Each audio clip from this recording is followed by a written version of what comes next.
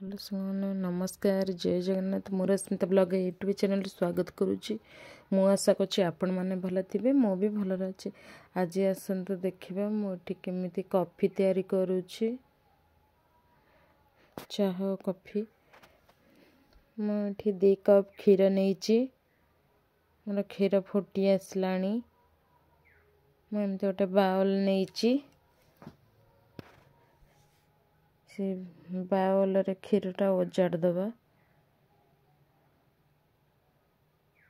एमते ओजाड़ देले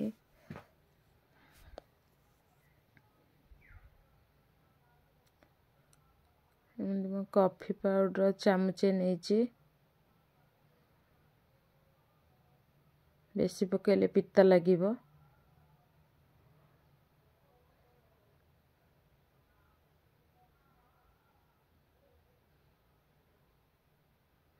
फुटुथिबा क्षीर रे कॉफी चमची पकेली चीनी 2 चमची पकेली जे स्वाद अनुसार जति चीनी पकेबे।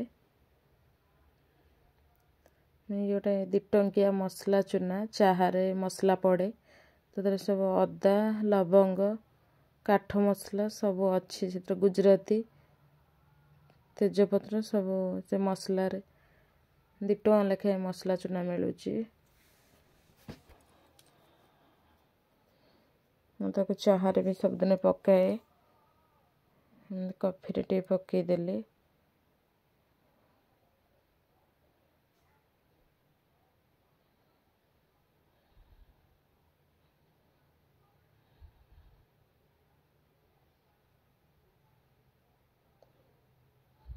मोर कॉफी ठी रेडी हो गला। संग माने के पीबे आसंतो पूरा टेस्टी टेस्टी ठंडा दिन को एंते कॉफी कि चाह करी पियंतु पूरा टेस्टी लगिबो।